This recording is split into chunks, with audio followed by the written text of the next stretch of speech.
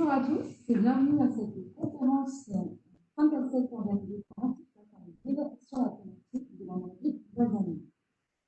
Alors, j'espère que tout le monde arrive à se connecter correctement. Vous avez à votre disposition sur le côté un chat pour vous poser des questions à la fin de la conférence en sélectionnant organisateur. La conférence sera animée par le docteur Jean-Charles Lambert, d'un point de vue à l'Institut de à qui je passe la parole tout de suite. Donc, bonjour à toutes et à tous. C'est une expérience intéressante puisque ce sera la première grande conférence publique des 5 à 7 de l'Institut Pasteur via Internet. Donc, j'espère que l'expérience va être agréable pour vous et pour moi aussi, mais là-dessus, je ne m'inquiète pas tellement. Donc, je me représente, Jean-Charles Lambert, donc directeur de recherche à l'INSERM. J'anime une équipe de 23 personnes au sein de l'Institut Pasteur de Lille. Et notre thématique de travail est la caractérisation des déterminants génétiques de la maladie d'Alzheimer et leur implication dans le développement de la maladie. Hop, ça ne veut pas passer. Voilà. Alors, donc, je vais vous donner quelques dates clés pour vous faire passer un certain nombre de messages importants quant à la dynamique de la recherche. Ce qui est d'autant plus important dans le cadre actuel par rapport au Covid, puisque la recherche est un temps long et il est difficile d'aller forcément très vite quand on ne connaît pas grand-chose. En fait, la maladie d'Alzheimer a été pour la première fois caractérisée en 1906 par Alois Alzheimer suite à l'examination clinique et neuropathologique d'une dame, Madame D, qui était décédée à l'âge de 54 ans, donc relativement jeune. Et c'est un point essentiel parce que c'est seulement au milieu des années 70 que le diagnostic de maladie d'Alzheimer a englobé à la fois les formes précoces, comme Madame D, mais aussi ce qu'on appelait à l'époque les formes séniles ou la sénilité, c'est-à-dire des personnes dont on notait bien que quelque chose n'allait pas, qui étaient d'un certain âge, mais qu'on ne définissait pas véritablement une expression clinique particulière. Et c'est donc dans ces années 70 qu'on a mis ensemble les concepts de dégradation cognitive et donc de diagnostic de maladie d'Alzheimer, à la fois pour les formes précoces et les formes tardives. C'est en 1983 et en 1987 que les principaux composants des lésions cérébrales de la maladie ont été caractérisés. J'y reviendrai un peu plus tard, mais finalement, ça fait seulement 30 ans que nous connaissons à peu près ce qui se passe dans le cerveau, du moins dans ses grandes lignes. En 1991, les premières mutations génétiques responsables de la maladie ont été mises en évidence.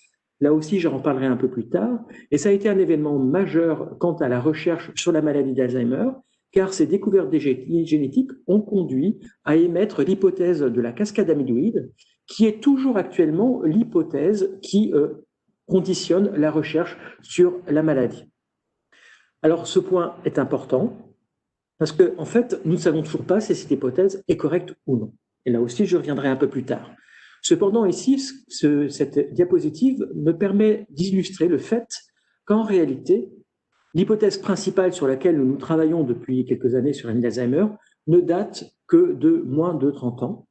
Et donc, à l'échelle de la recherche, c'est relativement court, surtout quand on parle d'un organe tel que le cerveau, qui lui aussi a été assez peu étudié et est assez peu connu. Alors, vous voyez bien que là, vous avez une convergence entre une maladie sur laquelle on travaille depuis assez peu de temps et sur un organe que l'on connaît assez peu. Et donc, cela pose des problématiques au niveau de la recherche, et ce qui explique aussi pourquoi actuellement, nous n'avons toujours pas de traitement thérapeutique disponible. Alors, quelques chiffres, évidemment, sur la maladie d'Alzheimer. C'est une pathologie dont l'incidence et la prévalence augmentent avec l'âge. Donc, plus on vieillit, plus on a un risque accru de développer la maladie. Elle touche principalement les femmes. 2/3 des cas sont des femmes, 1/3 sont des hommes. Alors, initialement, on pensait que c'était essentiellement dû à l'espérance de vie différente entre les hommes et les femmes. On a à peu près 5-6 ans de différence dans les pays occidentaux en termes d'espérance de vie entre les deux sexes. Mais il est probable qu'il y ait d'autres facteurs qui prédisposent les femmes à développer la maladie d'Alzheimer. Cependant, on ne les connaît pas encore. Alors, quand on regarde les estimations, en 2050, on aura environ 2,2 millions de personnes qui souffriront de maladie d'Alzheimer en France. Actuellement, on est plutôt aux alentours de 1 million. Et dans le monde, nous serons aux alentours de 115 millions. En fait, l'augmentation du nombre de cas sera le plus important dans les pays en voie de développement, puisque c'est ces pays qui vont connaître l'augmentation la plus importante d'espérance de vie Actuellement, ils sont aux alentours de 70 ans et ils vont petit à petit rattraper l'espérance de vie que nous connaissons dans les pays occidentaux. Alors, un point essentiel, la maladie d'Alzheimer, c'est une maladie biologique. Elle atteint véritablement le cerveau. Vous avez ici à votre gauche un cerveau normal et à votre à droite un cerveau atteint. Et la première chose que vous constatez, évidemment, c'est ces différences notables au niveau des circonvolutions cérébrales, une atrophie cérébrale très importante qui est en fait un marqueur d'une mort neuronale massive.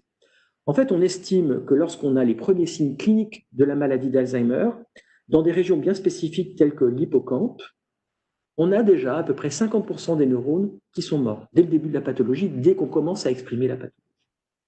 Alors ça, c'est global. Mais quand on regarde de façon plus précise au niveau du tissu cérébral même, au niveau anatomopathologique, deux types de lésions caractéristiques sont présentes au niveau du cerveau d'un patient atteint de maladie d'Alzheimer.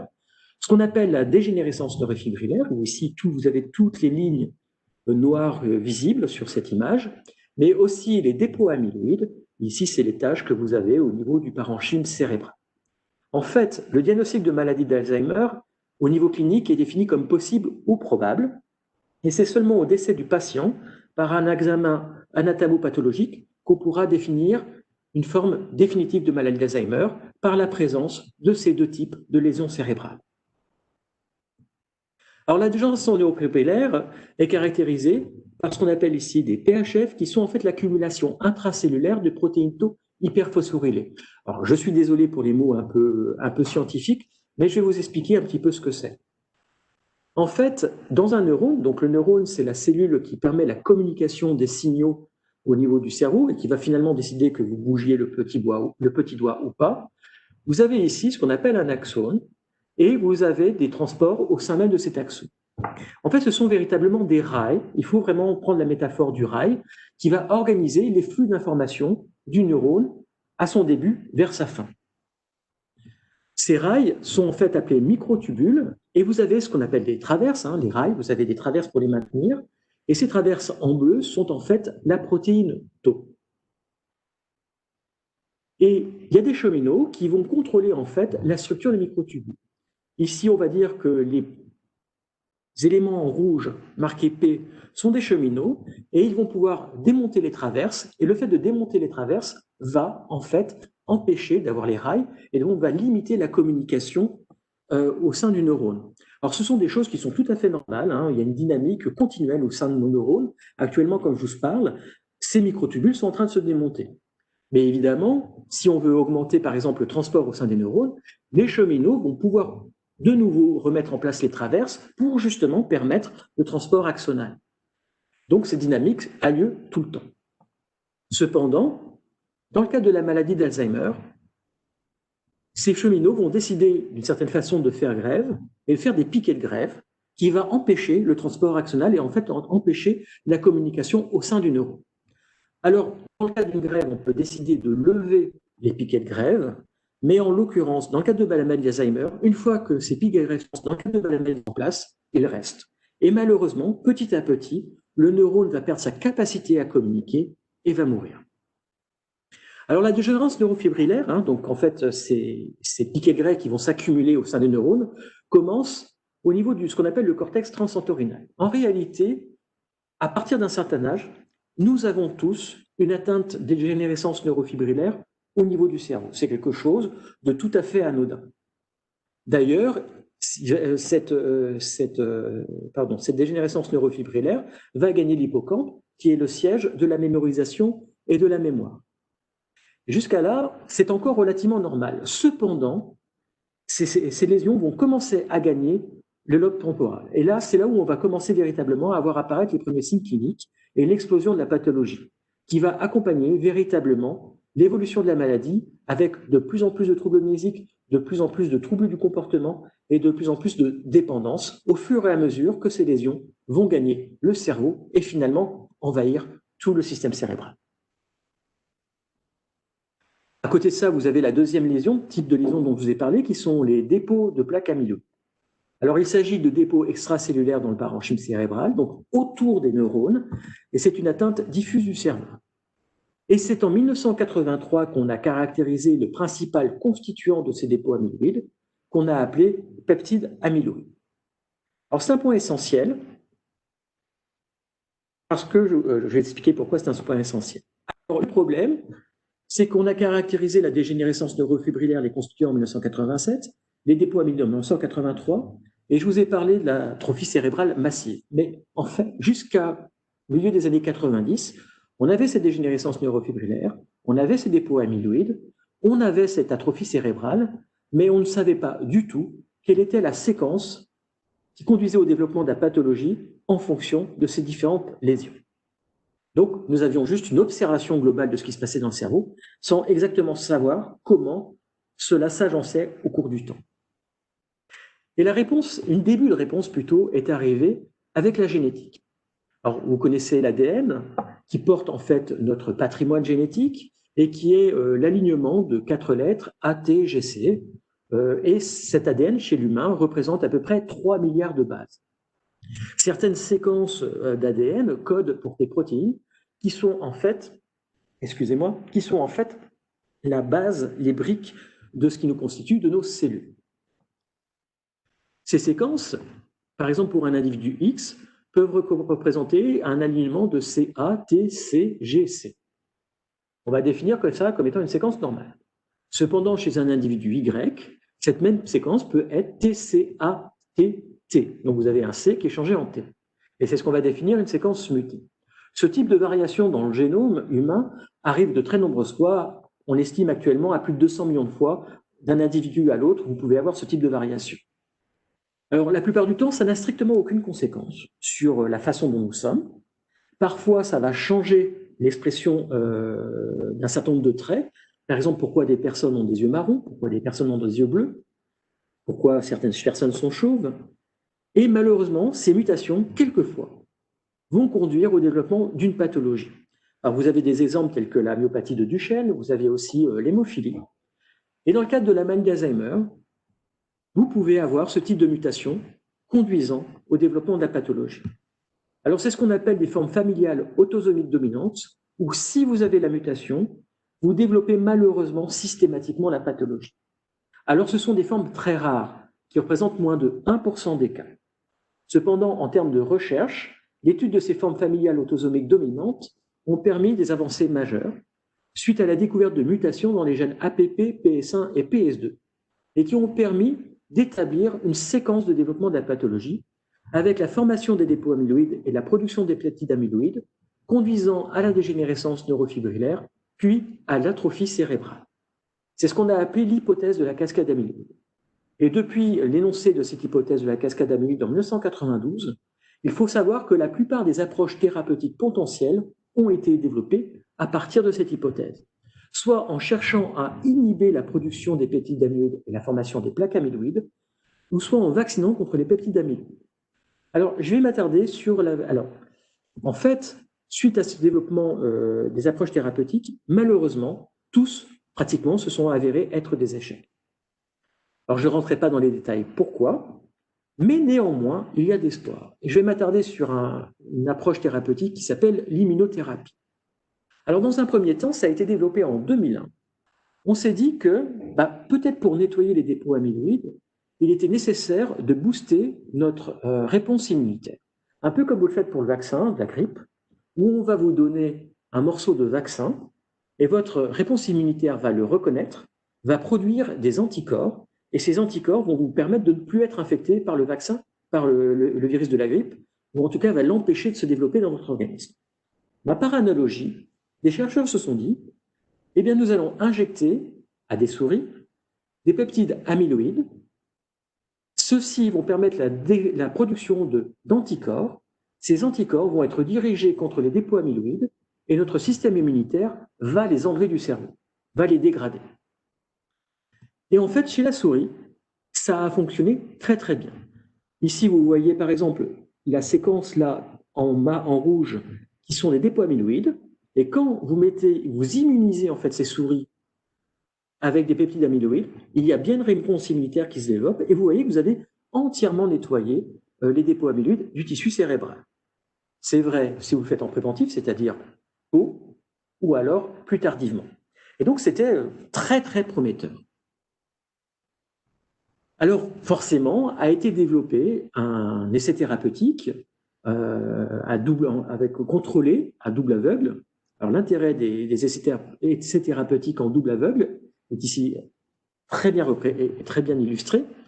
Et donc, on a administré à des patients soit des peptides amyloïdes, soit un placebo, pour pouvoir en effet comparer l'intérêt d'avoir immunisé avec les peptides amyloïdes.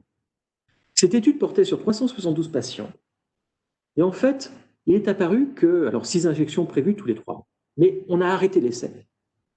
Parce qu'en fait, 18 cas sur les 300 qui avaient été analysés à ce moment-là ont présenté une encéphalite sévère, avec pour une d'entre elles avec coma. C'est-à-dire qu'en fait, malheureusement, la réponse immunitaire suite au traitement et à l'injection d'A-bêta a conduit à une réponse immunitaire trop importante qui avait mis en danger la vie des patients. Donc, on a tout arrêté. C'est un échec notable. Cependant, quelques années plus tard, un certain nombre des patients qui avaient été traités par cette approche sont décédés et avaient donné leur cerveau à la recherche, et on a pu regarder ce qui s'était passé quand même. Et on s'est rendu compte que les dépôts amyloïdes chez eux avaient largement régressé. C'est-à-dire qu'en effet, la réponse immunitaire avait fonctionné et avait été capable d'éliminer les dépôts amyloïdes. Mais on s'est rendu compte aussi que seuls 20% des personnes qui avaient été vaccinées avaient eu une réponse immunitaire.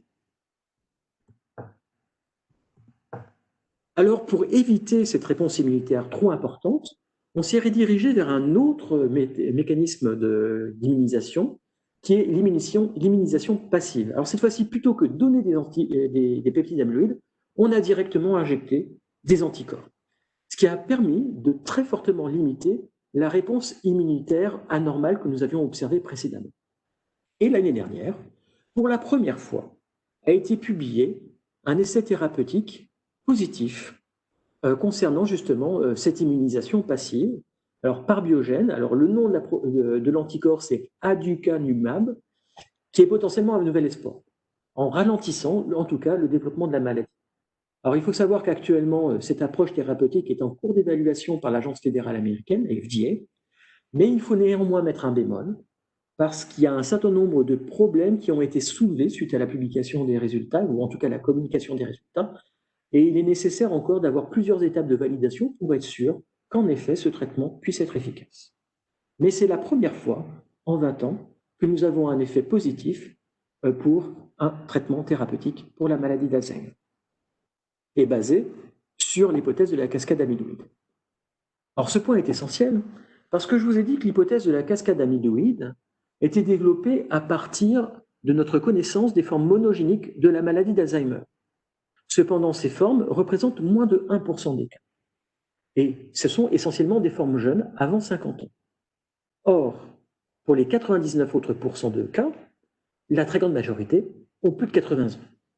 Et ce n'est pas une question triviale de se demander si finalement les mécanismes mis en jeu au niveau biologique sont les mêmes pour les formes très précoces ou les formes tardives de la maladie d'Alzheimer. En fait, la question est très simple.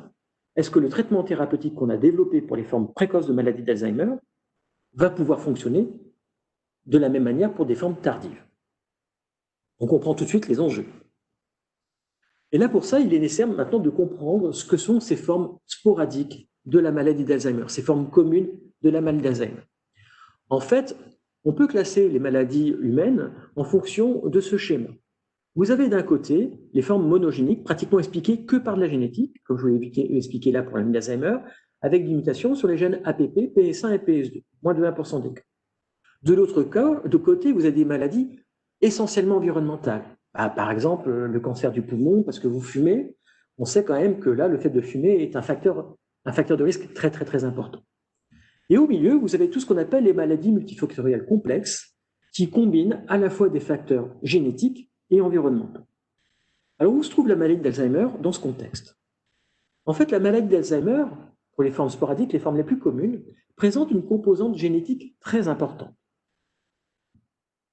Et on estime donc que ces formes de maladie d'Alzheimer dites sporadiques sont multifactorielles, puisqu'elles combinent des facteurs de risque environnementaux et génétiques, mais aussi polygéniques, parce qu'elles impliquent probablement l'implication de très nombreux facteurs génétiques, probablement plus de 70, 100. Personne ne peut le dire encore exactement combien. Cependant, on peut estimer la part de chacun de ces facteurs. On estime que 40% serait dû à des facteurs environnementaux et 60% à des facteurs génétiques. Alors, les facteurs de risque modifiables, c'est-à-dire les facteurs environnementaux, on a pu déjà déterminer un certain nombre de facteurs aggravants. Alors, l'obésité, le diabète et l'hypertension artérielle en milieu de vie. En fait, tous les facteurs de risque de maladies cardiovasculaires. C'est un point important parce que je vais y revenir un peu plus tard. Le niveau d'éducation. Plus le niveau d'éducation est bas, plus le risque de développer une maladie d'Alzheimer est élevé. Alors, je vais pondérer un tout petit peu ce point-là, parce qu'en fait, on s'aperçoit que les personnes qui ont un niveau de risque et qui ont un niveau d'éducation bas ont en fait une évolution de maladie d'Alzheimer linéaire, c'est-à-dire qui se dégrade de façon régulière petit à petit. Par contre, les personnes qui ont un niveau d'éducation élevé vont dégrader d'un coup.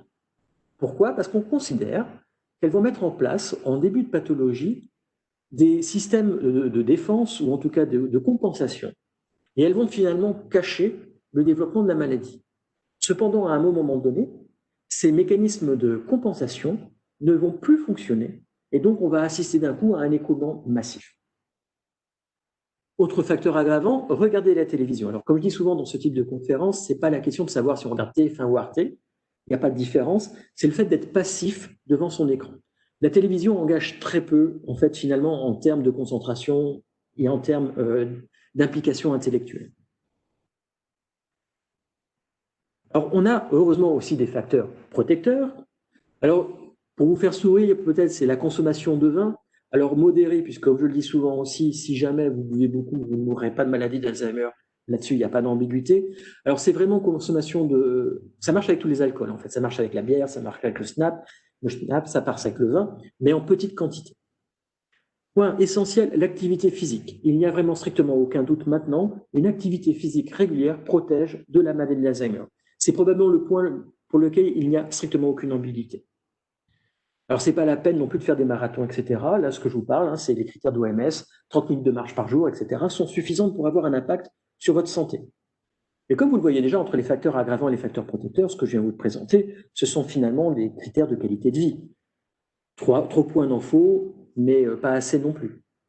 Après, vous avez d'autres facteurs protecteurs qui sont la planification. Alors, ce que j'appelle la planification, en l'occurrence, c'est se projeter, jardiner, prévoir des voyages. Vivre en couple, en effet, les personnes qui vivent en couple ont une diminution de risque de développer une maladie d'Alzheimer par rapport à des personnes qui sont célibataires, probablement par des mises en place de mécanismes de compensation aussi. Alors, en fait, ce qu'on s'aperçoit par rapport à ces facteurs modifiables, c'est quand on regarde un petit peu où en est l'épidémie de la maladie d'Alzheimer ces dernières années. Vous avez ici le nombre de nombre d'incidents par 10 000 habitants. C'était des chiffres qui viennent de Suède. Mais ça marche dans tous les pays. Là, j'ai pris la Suède parce que c'était très parlant, mais ça marche dans tous les pays pour lesquels on a pu faire ce type d'études. Jusqu'en 2009-2010, le nombre de cas d'incidents augmentait chaque année. Et puis, comme vous le voyez ici, après 2010, vous commencez à avoir une diminution. En fait, et ça marche aussi bien chez les hommes que chez les femmes. En fait, l'interprétation qu'on a eue pour expliquer que finalement le nombre de cas diminuait depuis quelques années était que probablement les maladies cardiovasculaires étaient mieux pris en charge depuis un certain nombre d'années. En fait, la diminution du risque de mourir d'une maladie cardiovasculaire diminue depuis les années 90 pour les personnes de 40-50 ans, particulièrement les hommes. Et donc maintenant, on commence à avoir cet impact aussi sur les risques cardiovasculaires qui sont, je vous rappelle, des facteurs de risque de maladie d'Alzheimer. Alors attention, ce n'est pas parce que le nombre de cas incidents diminue que l'épidémie va disparaître. Alors ici, en rouge plein, vous avez ce que l'on pourrait envisager comme cas par an de maladie d'Alzheimer dans le monde. En tenant compte maintenant de la meilleure prise en charge des facteurs cardiovasculaires, vous avez la ligne en pointillé. Et vous voyez en effet que si on était resté sur la même dynamique que celle de 2010, on aurait chaque année à peu près 30 millions de patients atteints de maladie d'Alzheimer. Mais en tenant compte maintenant de cette prise en charge des risques cardiovasculaires, on serait aux alentours de 18-19 millions. Donc on a en effet une différence de 10 millions de personnes potentiellement développant une maladie d'Alzheimer en 2040, de différence. C'est très bien. Mais en effet, 10 millions de moins, mais c'est quand même toujours 20 millions de personnes par an. Donc, l'épidémie d'Alzheimer, elle sera toujours là, même si on peut jouer sur un certain nombre de facteurs environnementaux.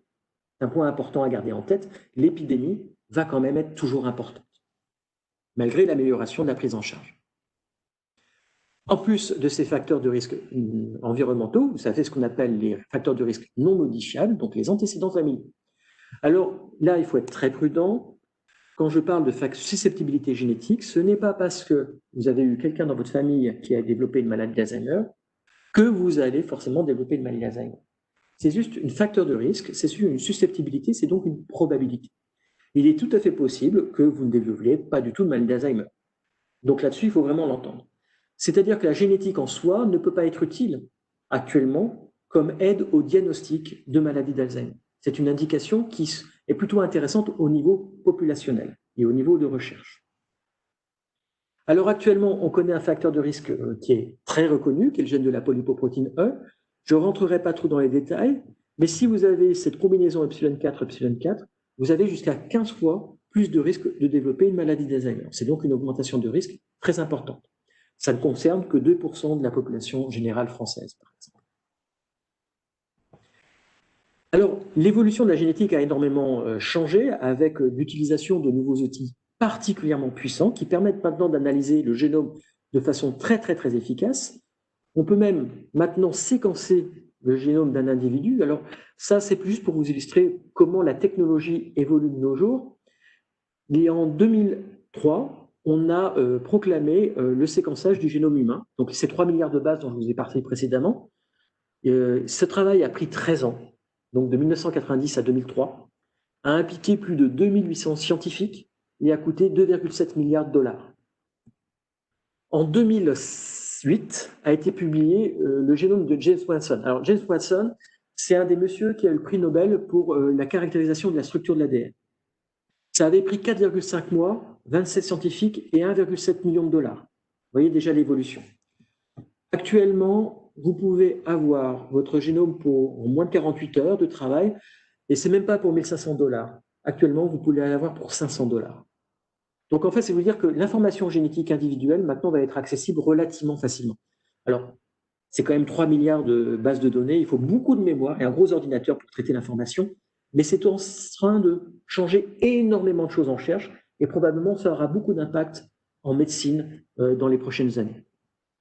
Alors, en utilisant ces différentes approches, on a caractérisé, et à Lille, on est un des leaders mondiaux dans ce domaine, plus de 40 gènes qui sont caractérisés comme déterminants génétiques de la maladie d'Alzheimer. Alors, on considère qu'il reste encore 50% à caractériser. Alors là, c'est juste pour vous illustrer un petit peu ce qu'on fait au niveau de l'Institut Pasteur de Lille, où j'ai la chance d'animer un consortium, alors la chance pas toujours parce que ça peut être compliqué, mais un consortium européen qui s'appelle European Alzheimer's DNA Biobank, qui regroupe 15 pays européens, plus de 60 laboratoires et centres cliniques, où on va analyser le génome de près de 85 000 malades et 400 000 témoins. Et je peux déjà vous annoncer que nous allons pratiquement doubler le nombre de déterminants génétiques de la maladie d'Alzheimer. Alors, ces données génétiques, bon, c'est bien de les avoir, mais elles apportent quoi? En fait, elles apportent de nouveaux processus pathophysiologiques et surtout semblent confirmer en partie, alors pas entièrement, mais en partie, que l'hypothèse de la cascade amyloïde dont je vous ai parlé est aussi impliquée dans les formes communes de maladie d'Alzheimer. Ce qui veut dire qu'en fait, les traitements thérapeutiques qu'on est actuellement développés, ou qu'on a développés depuis une vingtaine d'années, pourraient enfin être effectifs aussi dans les formes sporadiques de la maladie d'Alzheimer. Donc c'est une bonne nouvelle, puisque ça veut dire qu'on n'a pas à jeter toute la recherche clinique qui a été développée jusqu'à ce jour. Cependant, ce qui est clair, c'est qu'une seule piste thérapeutique ne pourra pas être explorée, mais un seul médicament ne soignera pas de maladie d'Alzheimer. Pour cela, il sera nécessaire de développer des polythérapies qui seront adaptées au profil de chacun des individus. C'est là où se dirige la recherche actuellement, vers une médecine personnalisée qui est déjà relativement effective au niveau de la prise en charge des cancers, mais qui deviendra probablement aussi les prochaines découvertes et prochaines prises en charge thérapeutiques pour la maladie d'Alzheimer. Et je vous remercie de votre attention.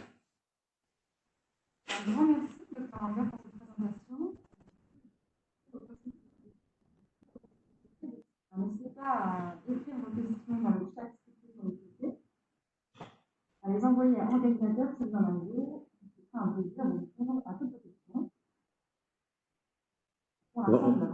Il faut laisser peut-être le temps d'écrire un petit peu. Bon, on découvre un petit peu comment ça fonctionne. Après, si vous n'avez pas de questions, c'est pas grave, hein, je ne vous en voudrais pas de toute manière. Je crois que ce n'est pas forcément très interactif. En tout cas, ce n'est pas forcément le plus interactif. Oui.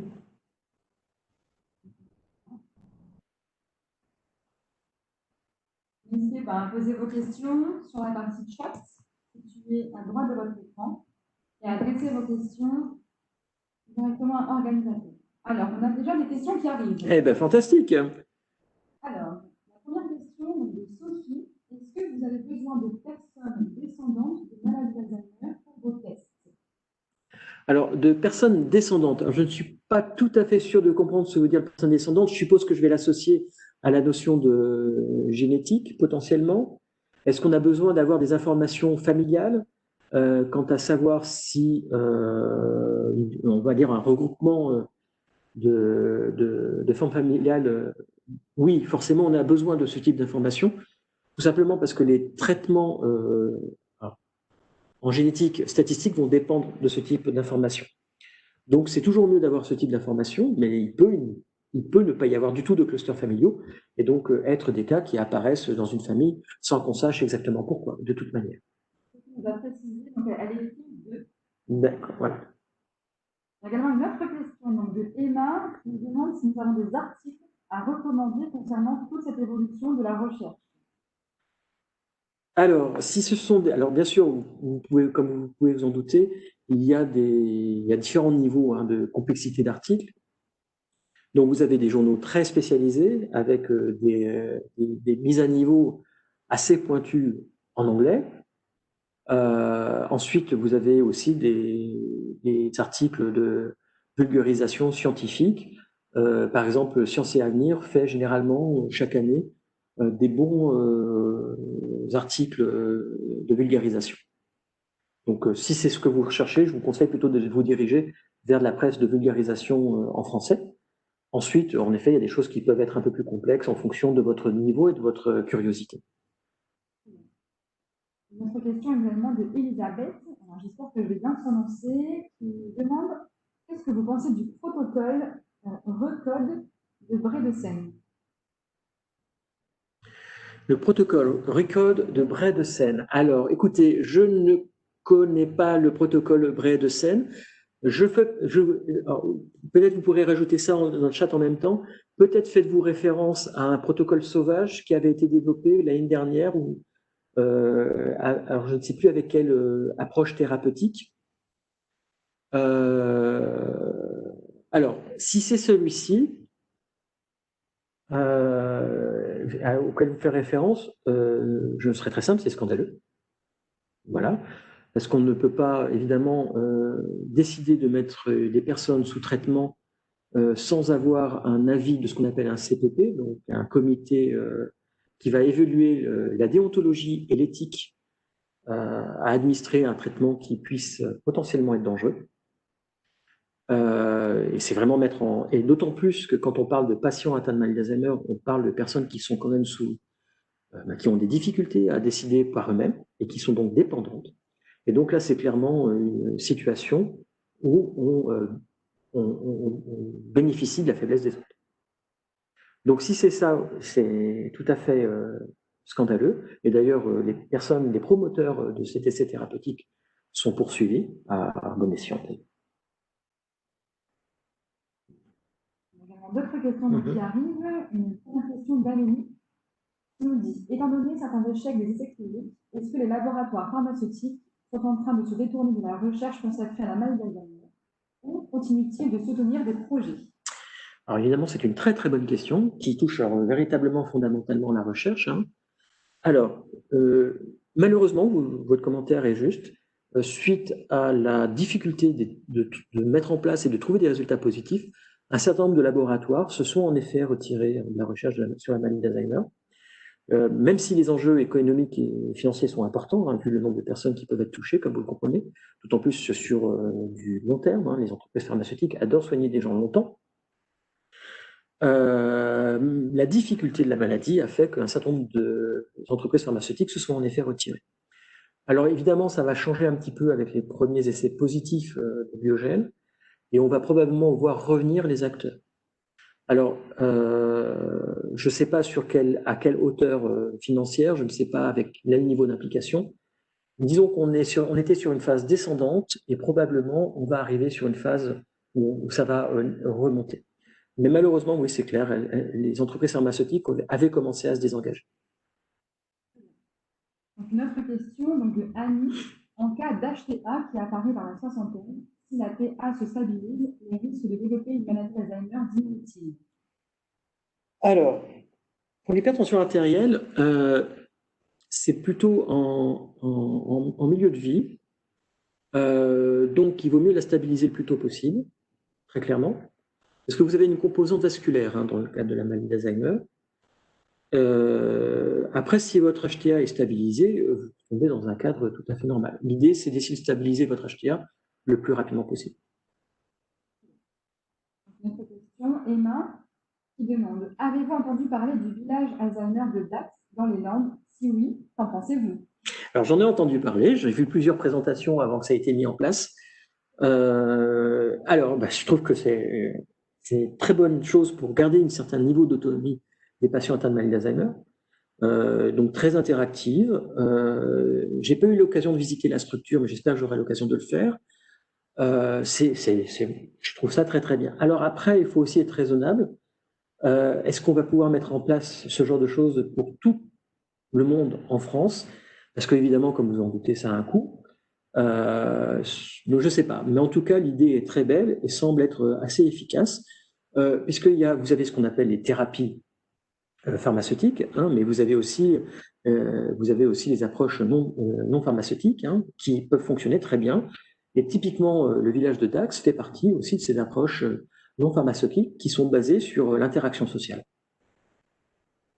Bien. Une autre question donc, de Françoise qui demande: quels sont les premiers symptômes à partir desquels il faut commencer à s'inquiéter et consulter?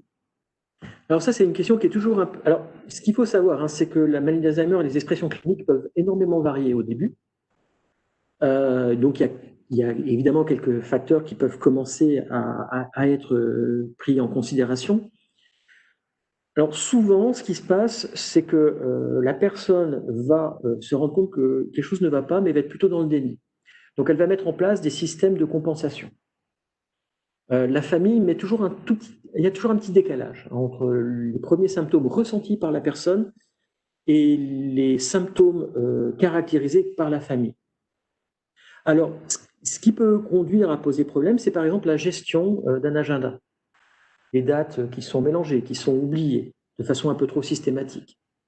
Ce qui peut être aussi un point, la difficulté d'apprendre à utiliser un nouvel appareil. Alors, chez les personnes âgées, ça arrive parfois, mais là, il y a une vraie difficulté. Même appuyer un four micro-ondes où il suffit d'appuyer sur un bouton, on n'arrive pas à s'en souvenir, on ne sait pas trop comment ça marche, etc. La gestion de son compte en banque. Alors ça, c'est un vrai problème puisque ça peut aussi conduire justement à avoir des personnes qui profitent de cette faiblesse particulière. Mais justement, de dépenser d'un coup 10 000 euros, on ne sait pas forcément des sommes de ce niveau-là. Là, j'exagère volontairement, mais ça peut être tout à fait ce type de situation. Alors, le fait de ne pas vous souvenir le nom de quelqu'un, etc., ça peut plutôt être des marqueurs des pertes d'attention. La perte de mémoire en elle-même, sur des choses assez basiques telles que le rappel du mot, etc., ce n'est pas forcément un marqueur de maladie d'Alzheimer. Mais la difficulté à gérer sa vie quotidienne et à prendre d'apprentissage, associé parfois à des troubles du comportement, puisque là, vous pouvez avoir aussi des événements là qui sont plutôt marquants pour la famille, avec des situations où on ne comprend pas. D'un coup, on se dit, on ne reconnaît pas la personne, qu'est-ce qui se passe? Peuvent être des faits marquants, tout à fait. Puis évidemment, il y a souvent un événement qui finit par alerter complètement la famille. Je prends un exemple de personnes que je connaissais où en fait, la grand-mère faisait un gâteau et en faisant son gâteau, a jeté les blancs et les jaunes et a gardé les coquilles dans l'œuf, dans la pâte et a tourné. Et la petite fille a dit, mais mamie, qu'est-ce que tu fais? Et là, l'environnement familial a commencé véritablement à se poser des questions, parce qu'il y avait eu des signaux d'alerte, si vous voulez, mais cet événement a vraiment questionné très fortement la famille. Alors, une nouvelle question de Tadé. Quelle place occupe l'infection gingivale à Porphyromonas gingivalis dans les hypothèses étiologiques de la maladie d'Alzheimer aujourd'hui?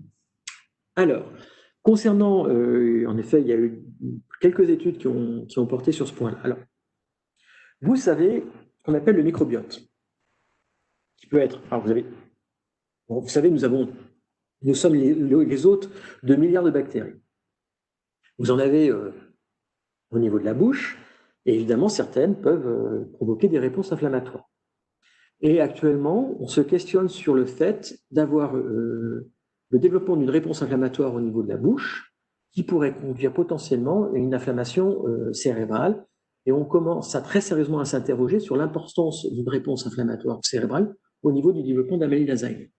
Donc, voilà. Alors, ces études-là portent sur ce qu'on appelle des études d'association. C'est plutôt en épidémiologie. On a étudié des gens, on s'est rendu compte qu'ils avaient, et on a regardé les gens, et ils avaient développé une maladie d'Alzheimer. Et on a regardé dans le dossier, et puis souvent, ils reportaient le fait qu'ils avaient eu potentiellement des gingivites plus que les autres. Et donc, on a établi un lien d'association entre gingivite et maladie d'Alzheimer. Association ne veut pas dire causalité.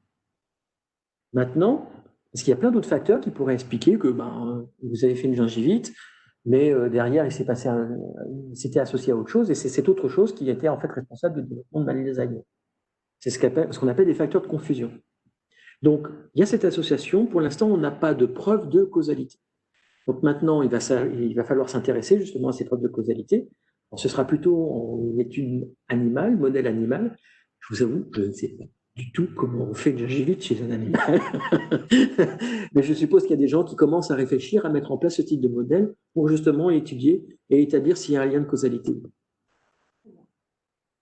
Une autre question, donc Alain nous demande quel traitement est actuellement utilisé et reconnu et pour quel résultat?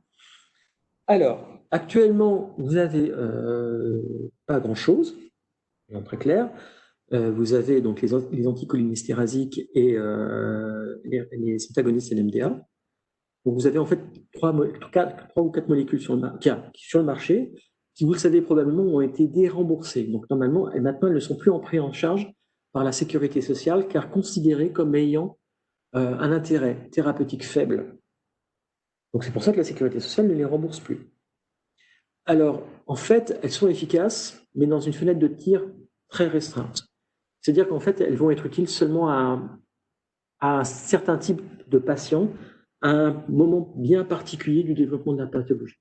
C'est pour ça que globalement, dans la plupart des études thérapeutiques qui ont été menées, on avait l'impression que l'effet était très mitigé, mais probablement parce qu'on n'étudiait pas forcément la population spécifique dans laquelle ce traitement pouvait être efficace. Cependant, le fait d'être sous traitement thérapeutique et le fait d'aller tout simplement, le besoin de tous les 6 mois d'avoir votre ordonnance pour renouveler, vous permet toujours de rester dans le contexte médical et d'être pris en charge. Parce que la maladie d'Alzheimer, c'est bien, mais vous pouvez avoir autre chose. Hein, les polypathologies pour les patients atteints de maladie d'Alzheimer, ça existe, il n'y a pas de problème. On sait qu'il y a un retard du diagnostic pour d'autres pathologies, par exemple, je pense au cancer, comme maladie d'Alzheimer. Ah oui, maladie d'Alzheimer, on ne peut pas être forcément malade d'autre chose, mais si on peut être malade d'autre chose.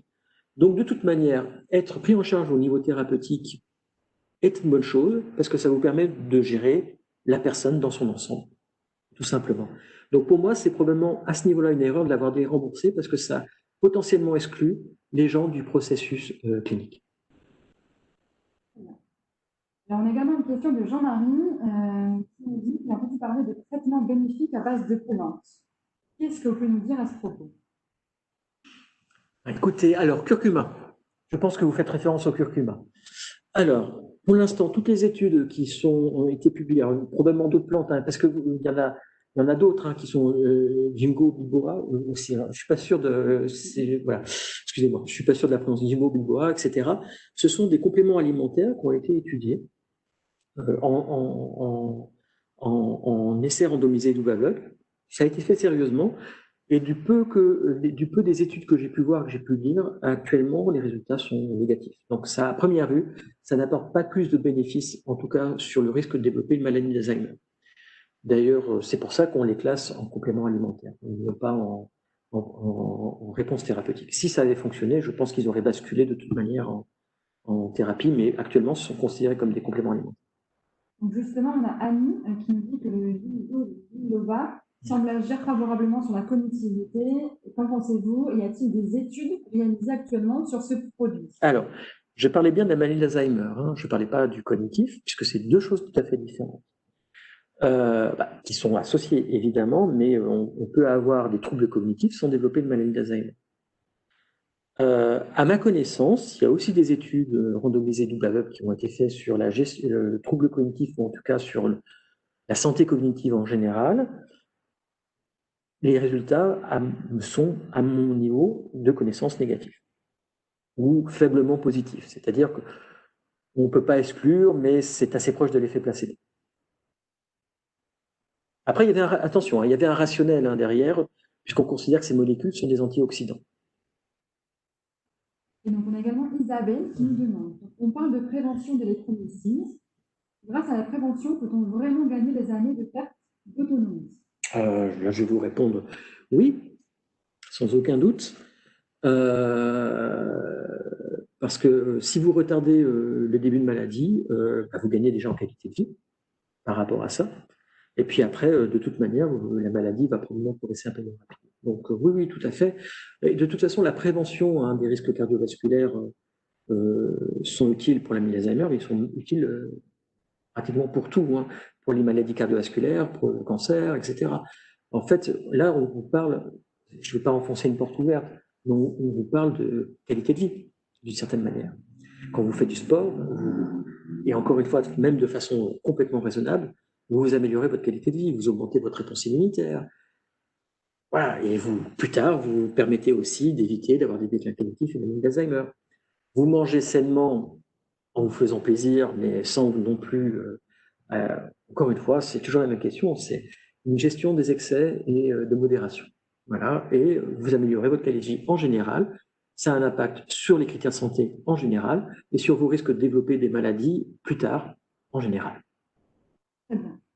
Nous avons donc un témoignage de Cyrielle avec une question. Alors, Cyrielle nous dit, si on a un doute avec une personne de notre entourage, comment peut-on vérifier à la maison par quel test simple avant de consulter? Mon grand-père l'avait, le test était celui de l'horloge, faire un cercle et noter les chiffres. Ce test est-il parlant? Tout dépend de l'avancée de la pathologie. Dire que, en effet, le test de l'horloge. Alors, pour ceux qui ne connaissent pas, le test de l'horloge, donc vous avez un test qui s'appelle le MMSE, pour Mini Mental State Examination en anglais. Et donc, vous avez 30 questions qui sont posées, et dont le test de l'horloge. Alors, on vous demande de répéter 5 mots toutes les 3 minutes pour voir si vous êtes capable de vous en rappeler. On vous demande le jour, on vous demande l'année potentiellement. Bon, voilà. Vous avez 30 questions de ce type-là. Dans le test de l'horloge, on vous demande de dessiner une horloge. Voilà. Et donc, on fait un rond, on vous met les flèches et on vous demande aussi de placer les chiffres. Et souvent, dans une atteinte cognitive, des personnes ne vont pas mettre les flèches, vont oublier de mettre des chiffres, etc. Voilà. Alors, ce n'est pas suffisant, très clairement, pour alerter, parce que bon, la personne peut être aussi fatiguée, parce qu'elle était peut-être pressée, elle n'a pas pris ça sérieusement. Vous avez plein de raisons pour lesquelles il y a un certain nombre de choses qui ne peuvent pas fonctionner. Je vous déconseillerais fortement d'essayer de poser le diagnostic par vous-même, parce que c'est quelque chose de sérieux. Par contre, vous pouvez très clairement vous diriger, alors particulièrement dans le Nord, dans les Hauts-de-France, vous pouvez vous diriger vers les centres de mémoire, qui sont tout à fait adaptés pour justement poser un diagnostic et vous rassurer de toute manière, parce que c'est aussi l'histoire de se rassurer. Vous avez un très bon maillage au niveau Hauts-de-France, au niveau des centres de mémoire et de soins, c'est le réseau Myotis, et il est assez facile d'obtenir un rendez-vous. Donc, je vous conseille fortement, si vous avez un doute, de vous diriger vers les personnels adéquats. Très bien. Alors, une question d'Amélie. Amélie nous dit, que pensez-vous des résultats de l'essai de Yantu qui ont dans un premier temps été présentés comme négatifs, puis encourageants par la suite? Alors, vous faites exactement référence à Biogène. Voilà. Alors, donc, écoutez, c'est pour ça, je veux dire que c'est compliqué. Alors, pour entrer un petit peu dans les détails, ce protocole a été fait il n'a pas été très bien fait, soyons clairs. Quand vous immunisez avec les anticorps, vous pouvez mettre plusieurs concentrations. Et en fait, ça porte sur beaucoup de monde, hein, ce projet. Et la première vague, en fait, ils n'ont pas mis énormément de quantité d'anticorps. Et puis après, ils se sont dit, ça a l'air d'être bien supporté, parce qu'ils ne savaient pas comment les gens allaient réagir. Donc, ils n'ont pas voulu en mettre trop, en donner trop, parce qu'ils avaient peur justement qu'il y ait des effets secondaires néfastes. Donc, ils ont été prudents au départ. Et puis après, comme les gens supportaient bien, ils se sont dit, on va augmenter la quantité d'anticorps. Mais le problème, c'est qu'ils ont décidé ça au milieu de l'inclusion des patients. C'est-à-dire que la première moitié a eu des quantités faibles d'anticorps, et puis au fur et à mesure qu'on avançait dans le protocole et le recrutement des patients, ils ont eu des quantités de plus en plus importantes d'anticorps. Ce qui fait que quand ils ont fait la première analyse intermédiaire, ils ont étudié précisément les gens qui avaient eu peu d'anticorps. Et ils ont dit, c'est négatif. Et ils se sont même dit, on va arrêter. Et mais les gens qui étaient quand même, qui avaient été inclus, ils ont quand même collecté un certain nombre de données. Et ceux-là, ils avaient reçu plus d'anticorps. Et en analysant cette deuxième partie, en se disant, on va quand même les regarder, ils se sont rendus compte que ça marchait potentiellement. Voilà. Et donc, c'est toute l'ambiguïté du protocole qu'ils ont utilisé, parce que le design même du protocole est hétérogène. Et donc, est-ce que la deuxième partie, c'est résultat du hasard et ils auront de la chance, ou est-ce qu'ils n'ont pas eu de chance sur la première partie? Est-ce que c'est vraiment une problématique de concentration d'anticorps? Il y a encore des questions qui sont à poser, et probablement que la FDA va demander un deuxième protocole, cette fois-ci beaucoup plus carré et mieux fait. Très bien. Nous avons une deuxième question de Tadé qui nous dit: les lésions liées au dépôt amyloïde sont faiblement corrélées à l'expression clinique de la maladie, contrairement aux lésions liées à tout. Voilà, je vois que monsieur est connaisseur. Quel est le poids de cette observation concernant l'hypothèse d'une tauopathie pour la maladie d'Alzheimer? Alors, c'est une question un peu pointue, hein, donc vous m'excuserez d'avance pour les autres personnes. Dans le cas de la maladie d'Alzheimer, il y a une forme de conflit. Vous avez ce qu'on appelle les baptistes et les tauistes. En fonction, vous préférez que ce soit les dépôts amyloïdes, ou en tout cas les peptides amyloïdes qui soient responsables de la maladie, ou plutôt la tauopathie qui soit responsable de la maladie. En fait, évidemment, les deux se parlent et interagissent, il y a une forme de synergie. La question est plutôt de ça. Alors, en effet, les dépôts amyloïdes ne corrèlent pas avec les déclins cognitifs. Par contre, la dégénérescence neurofibrillaire corrèle avec le déclin cognitif. Cependant, les formes monogéniques de maladie d'Alzheimer sont associées, alors essentiellement avec l'APP, qui est responsable de la production des peptides amyloïdes. Donc, de facto, il y a quand même un lien de causalité avec les peptides amyloïdes. On pense de plus en plus que les dépôts amyloïdes sont un marqueur de la pathologie, mais en soi pas responsable de la pathologie. C'est-à-dire que c'est un événement qui est probablement tardif, qui a lieu dans tout le cerveau, mais ça ne veut pas dire qu'il n'y a pas certains endroits qui sont particulièrement sensibles à la toxicité des peptides amyloïdes, particulièrement au niveau du cortex transentorhinal et de l'hippocampe. Donc, on peut avoir une évolution générale de production de peptides amyloïdes, dépôts amyloïdes, mais parce qu'on a un profil particulier, certains types de neurones vont être sensibles à cette toxicité générale. Et dans le cas de l'Alzheimer, au début, c'est au niveau du cortex transentorhinal et de l'hippocampe. Après, on a un deuxième mécanisme qui va jouer sur la tauopathie. Donc, la tauopathie va se mettre en place à ce moment-là. Et par contre, la tauopathie va probablement, une fois qu'elle est initiée, se développer de façon systématique dans le tissu des patients Alzheimer. Donc, la question n'est pas d'opposer amyloïdes et tau. La question, c'est plutôt de s'interroger sur la dynamique et la temporalité amyloïde-tau. Très bien. Alors, une question d'Isabelle. Alors, si je suis diagnostiquée en stade 2, en faisant le protocole de prévention référencé par certains scientifiques, peut-on revenir en stade 1 et comment faire pour agir vite? Alors, c'est des questions qui sont vraiment très compliquées à répondre, hein, puisque là, c'est vraiment des questions personnelles, de réponse individuelle. je pense que là, votre clinicien ou votre neurologue est probablement le plus apte à vous répondre parce que c'est lui qui vous suit, hein, de toute manière. Encore une fois, il n'y a pas de miracle, il n'y a pas de solution miracle, mais il y a possibilité aussi d'agir par des thérapies comportementales, par des approches de musicologie. Par exemple, ça fonctionne très bien la musicologie, par exemple. Peindre, etc. Encore une fois, l'idée, c'est essayer pour vous, c'est d'être proactive, c'est de maintenir un dynamisme intellectuel et de mémoire pour justement favoriser le maintien de vos capacités cognitives et mnésiques. Donc, il faut se diriger vers justement ces outils qui sont dans la stimulation. C'est vraiment un point essentiel. De toute manière, faire aussi une activité physique, c'est un point essentiel aussi. Parce que de toute manière, il ne faut pas oublier que le cerveau peut ne pas aller bien, mais il faut aussi que le corps aille bien, puisque les deux se parlent. Donc, c'est important aussi, un point essentiel. Après, c'est ce genre de questions qui sont vraiment très difficiles à répondre. Et encore une fois, je ne peux que vous conseiller de vous adresser à votre neurologue. Très bien. Eh bien, écoutez, nous n'avons plus de questions pour le moment. N'hésitez pas à poser vos questions. Nous avons une question de Natacha. Alors, Natacha nous dit « Pourquoi est-ce si difficile de faire diagnostiquer et de mettre en place des protocoles de soins et d'information pour les patients ?» C'est une question qui est importante. Bon, c'est pas à mon niveau que je peux faire quelque chose puisque je suis avant tout un chercheur, évidemment.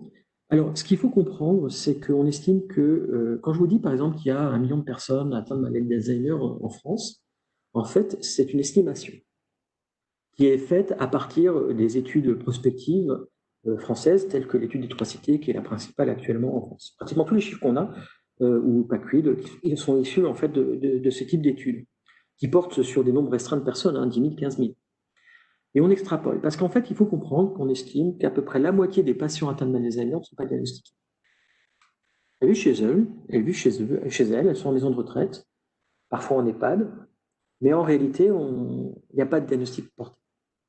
Alors, il y a plein de raisons pour lesquelles le diagnostic n'est pas porté, parce que la famille ne veut pas. Moi, j'ai eu l'exemple de ma propre famille. Parce qu'il n'y a pas d'accès, justement. Il n'y a pas la culture de dire ah oui, mais non, c'est l'âge, vous savez, donc ça peut-être que bon, ça ne vaut pas la peine, c'est pas vraiment une maladie, etc. Il y a aussi ça. Donc, une forme de déni, la problématique Alzheimer. Et il y a, parce qu'on n'a pas envie de savoir, mais ce qui peut tout à fait s'entendre aussi. Et puis, il y a une difficulté d'accès aux soins. Et la première porte d'entrée, en théorie, c'est le médecin généraliste. Et il y a aussi là une nécessité d'acculturisation, de culture, excusez-moi, je n'arrive pas, des médecins généralistes en termes de formation continue, parce qu'eux-mêmes peuvent ne pas forcément connaître ce qu'est la maladie d'Alzheimer et ne pas forcément la reconnaître. Donc tout ça fait qu'en effet, on se trouve confronté à une mauvaise prise en charge, parfois, de la maladie d'Alzheimer. En tout cas, en France, on est un peu en retard sur d'autres pays, par exemple tels que les Pays-Bas ou bien le Canada. Alors ensuite, une fois que le diagnostic est posé, vous rentrez, soit vous êtes en médecin de ville avec les neurologues de ville, ou bien vous rentrez dans des structures cliniques en fonction évidemment de l'avancée, etc., et de la difficulté de vous soigner. Mais il y a des raisons structurelles qui expliquent, puisque tout, et ça coûte évidemment, comme vous le doutez, assez cher. Très bien. Alors, nous avons une question de Rémi qui nous dit « Où peut-on avoir les coordonnées de centres mémoire dans les Hauts-de-France » Alors, c'est facile. Alors déjà, je pense que l'Institut Pasteur peut le mettre en ligne quelque part, il n'y a pas de souci. C'est le réseau, je ne vais pas te dire Métis, parce que je ne sais jamais si c'est Méotis ou Méotis. Alors Méotis, je pense que c'est M-E-O-T-I-S. Donc, Emeline est en train de vérifier. Je ne suis pas sûr qu'il y ait un S qui ne se balade pas quelque part, c'est pour ça. Voilà. Et donc là, vous avez toutes les coordonnées des différents centres de mémoire dans les Hauts-de-France. Donc, si vous êtes à Arras, il y a Arras. À première vue, c'est ça, tout à fait. Donc là où, vous verrez, on a la chance dans les Hauts-de-France. Alors, en termes de santé publique, on n'est pas toujours chanceux. Mais en l'occurrence, nous avons probablement je pense, le meilleur maillage français pour la gestion, justement, de la prise en charge des démences et de la maladie d'Alzheimer. Donc, vous allez sur le site et normalement, vous devriez trouver les points d'accès pour la ville qui est la plus proche. Tout à fait. Alors, nous n'avons pas d'autres questions pour le moment. Et nous avons une nouvelle question qui vient d'arriver, donc de Cyrielle. Vous avez évoqué tout à l'heure, après le décès, les dons du corps à la science. Pour l'étude du cerveau concernant la maladie, peut-on avoir un peu plus d'informations sur le don des organes à la science? Bien sûr. Alors, évidemment, il faut que ce soit fait du vivant du patient, pas du vivant, mais en tout cas que la famille soit consentante, puisque l'objectif, c'est vraiment que ce soit dirigé vers la recherche. Pour cela, vous pouvez... Méotis aussi sera très très bien. Vous pouvez contacter... Alors, il y a un nouveau hôpital, hein, le CMRR de Lille, par exemple, parce qu'en fait, vous avez tout un protocole à suivre. Comme vous en doutez, une fois que la personne décède, malheureusement, vous devez faire le prélèvement d'organes, qui est un acte particulier. Vous avez besoin d'un neuropathologiste pour le faire. Il doit être présent. Il doit arriver rapidement sur site. Donc, c'est une démarche qui se prévoit en avance. Alors, bien sûr, ce n'est pas forcément quelque chose de facile, mais très clairement, pour la recherche, c'est essentiel, puisqu'on parle d'une pathologie humaine qui n'a pas d'équivalent dans le règne animal. Donc, je vous ai parlé de modèles de souris transgéniques, etc., mais ce sont des modèles qui sont assez artificiels et qui ne sont pas la réalité de la pathologie au niveau humain. Donc, pour nous, il est essentiel de pouvoir avoir accès à du tissu cérébral pathologique, même si, évidemment, derrière, ça suppose une certaine démarche qui est, encore une fois, pas forcément facile, mais qui est en effet essentielle. Et donc, merci d'avoir posé la question. Eh bien, nous avons également François qui nous demande si nous aurons accès à la présentation. Eh bien, d'après oui, elle va être mise en ligne. Et d'ailleurs, François, je vous remercie pour cette excellente session et j'en profite aussi pour vous dire de vive voix que les internautes nous remercient actuellement pour cette très belle session. Et je vous propose de poser vos dernières questions pour que nous puissions y répondre. Alors, n'hésitez pas si vous avez encore quelques questions à poser au docteur Lambert. Auquel cas, nous allons bientôt clôturer cette visioconférence. En fait, je ne sais pas pourquoi je n'ai pas gardé mes lunettes, du coup, je regarde. C'est pas grave. Alors, c'est probablement un peu plus court qu'en réel, finalement. On s'aperçoit que la dynamique est un peu différente, mais c'est beaucoup moins convivial parce que c'est de ne pas vous voir et de ne pas vous voir réagir est différent, mais ça fonctionne plutôt bien, j'ai l'impression. Nous avons eu de bons retours, pas mal de questions. Mais écoutez, je vois que nous n'avons plus de questions. Je lis vos remerciements du coup en direct. Voilà. Je vous remercie pour toutes ces informations et ces explications très claires. Et écoutez, je vous invite du coup à clôturer cette session. Vous aurez la possibilité donc de retrouver la vidéo donc en rediffusion sur notre page Facebook notamment. Et nous vous invitons, pour avoir plus d'informations, à vous rendre sur notre site alzheimer.pasteur-libre.fr que je vous partage également dans le chat. Merci beaucoup, Dr Lambert, pour cette intervention. Je vous en prie, ça a été un plaisir et merci beaucoup pour votre attention et vos questions, souvent très pertinentes. Je vous remercie beaucoup. Merci à vous. Au revoir. À bientôt, bonne journée. Au revoir.